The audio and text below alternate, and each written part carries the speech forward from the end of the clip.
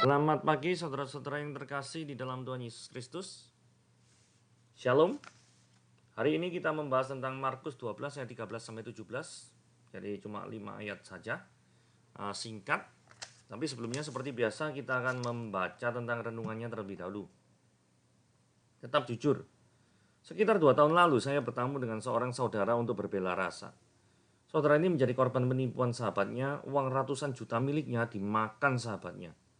Tidak apa aku ditipu, tetapi aku tidak mau menipu, karena tidak ada seorang yang hidupnya damai sejahtera dan bisa kaya dari menipu, katanya. Ucapannya betul. Sekarang saudara saya tetap kaya karena hidup jujur, sedangkan sahabatnya bangkrut dan masuk penjara karena menipu. Yesus seorang yang jujur dan tidak takut pada siapapun, tidak mencari muka, dan dengan segala kejujuran mengajar jalan Allah. Itulah pengakuan beberapa orang Farisi dan Herodian kepada Yesus. Kedua kelompok ini berseberangan dengan Yesus dan mereka terus berusaha mencari-cari kesalahan Yesus. Saat mereka menanyakan tentang membayar pajak, Yesus memberikan jawaban yang tepat. Dan ini membuat mereka heran. Kita harus selalu jujur karena mau meneladani Yesus. Saat kita jujur, bukan jaminan semua orang pasti berlaku jujur pada kita. Dengan segala cara, bisa saja orang menipu dan kita dirugikan. Meski tidak enak ditipu dan berurusan dengan penipu, tetaplah jujur. Saat kita dipercaya seseorang, jagalah kepercayaan itu dengan tetap jujur. Amsal 16 ayat 17 berkata, menjauhi kejahatan itulah jalan orang jujur. Siapa menjaga jalannya memelihara nyawanya. Kalau saat ini kita ditipu seorang dan kehilangan sejumlah harta, ampunilah orang itu dan relakanlah. Memang tidak mudah, tetapi itu melegakan hati kita. Tetaplah jujur dalam kondisi apapun. Tidak seorang pun yang hidupnya bisa kaya dan damai sejahtera dari hasil menipu. Saudara, mari sekarang kita akan membaca pembahasannya ya. Markus 12 ayat 13 sampai 17. Kita baca satu-satu. Ayat 13. Kemudian disuruh beberapa orang Farisi dan Herodian kepada Yesus untuk menjerat dia dengan suatu pertanyaan. 14.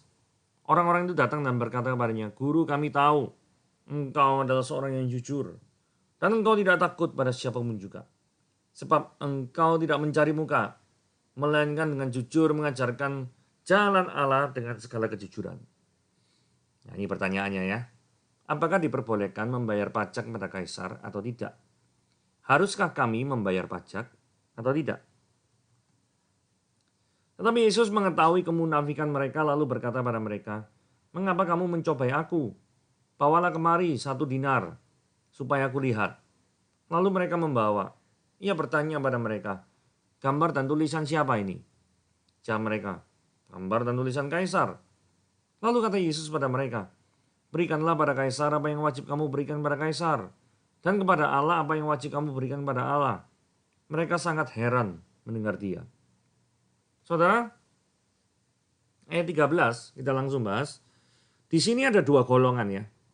Yang saya merah-merah itu adalah orang Farisi, sedangkan yang ungu itu orang Herodian.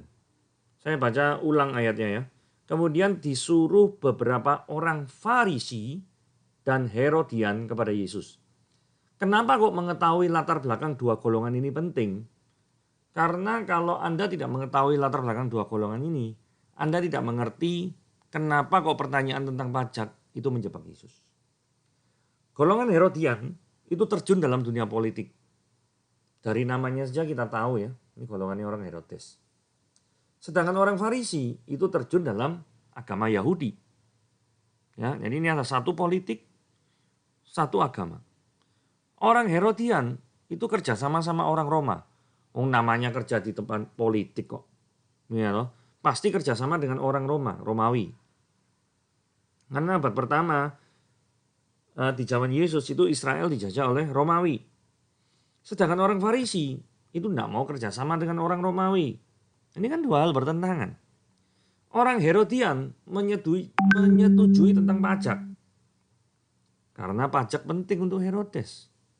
Sedangkan orang Farisi ekstrim sebelah lainnya, yaitu menentang pajak. Karena bagi orang Farisi itu gini, Mereka kan terjun di dunia keagamaan. Bagi mereka Tuhan itu adalah raja dari segala raja yang berhak menerima persembahannya mereka, termasuk mungkin pajak, itu adalah hanya Tuhan sajalah. Dan tidak layak mempersembahkan pajak atau uang mereka itu kepada orang kafir. Kan orang Romawi orang kafir, orang yang tidak percaya pada Yahweh. Tidak percaya pada Tuhan. Faktanya dua kelompok ini kerjasama, jadi musuh bersama untuk menjatuhkan Yesus. Padahal sebelum Yesus datang, dua-duanya musuhan. Tetapi jadi teman bersama untuk menjatuhkan daripada Yesus Kristus. Nah, sekarang ayat 14 ya.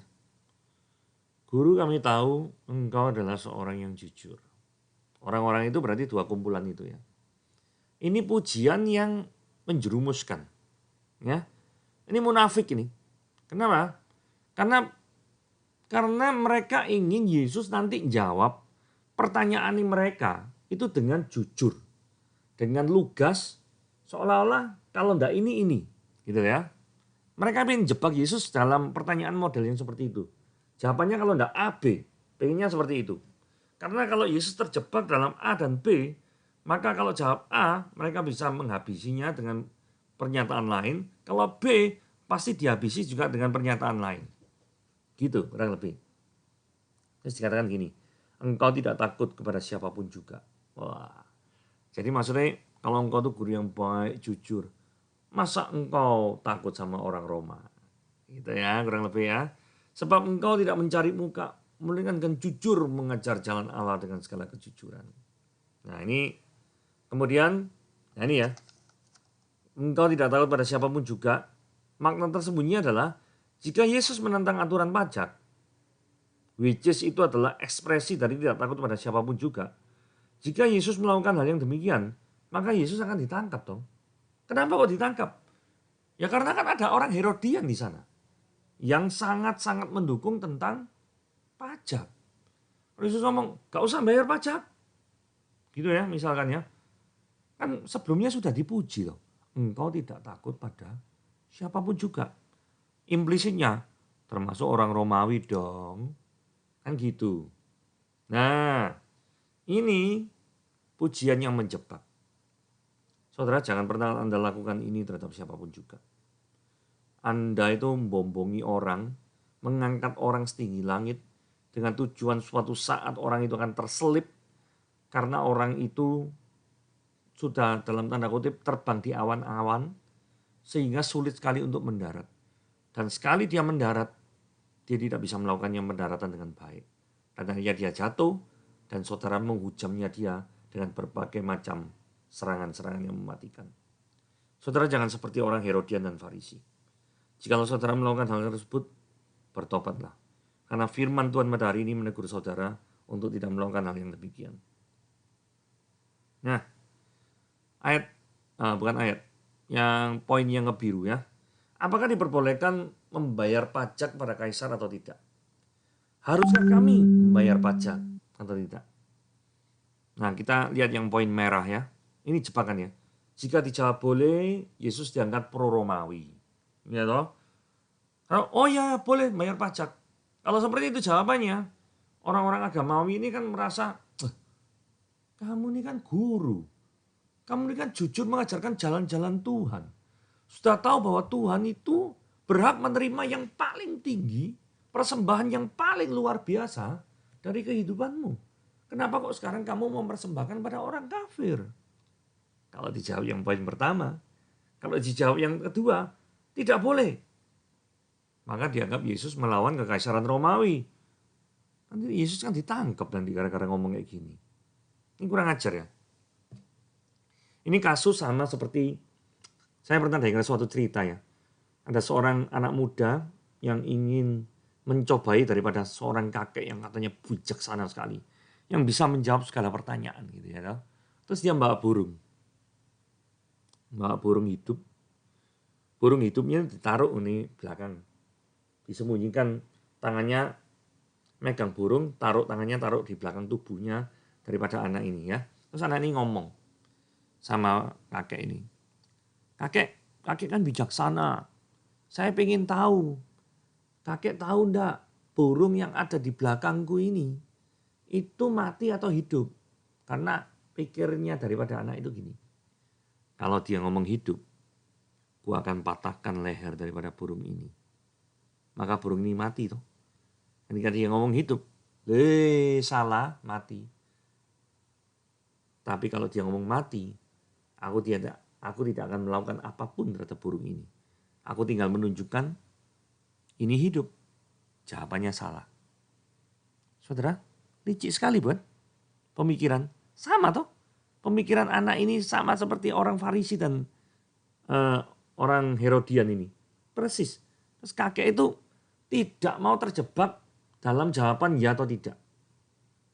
Kakek ini ngomong gini, nasib daripada burung itu tergantung dalam hatimu. Ketika hatimu berbicara, ya aku pengen hidup, maka burung itu hidup. Jikalau kamu mematahkan lehernya, maka burung itu akan mati.